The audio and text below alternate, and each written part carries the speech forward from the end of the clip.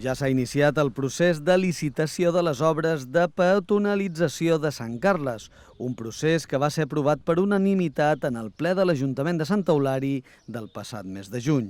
Aquest projecte eliminarà el trànsit rodat de la zona més emblemàtica del poble, millorarà la plaça i els voltants de l'església i representa un pas fonamental per la transformació del nucli urbà que permetrà potenciar la bellesa paisatgística i el seu caràcter cultural i patrimonial.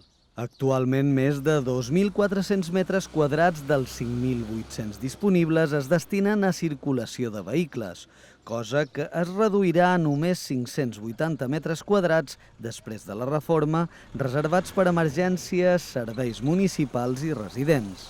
El projecte contempla també la instal·lació de noves àrees de descans, zones d'ombra, la renovació de la gespa, un parc infantil ampliat i l'eliminació de barreres arquitectòniques.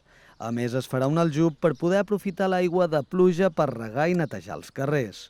Tot això permetrà que la conversió del centre de Sant Carles en una zona de vianants creï un espai urbà molt més agradable, accessible i respectuós amb el patrimoni i l'entorn natural.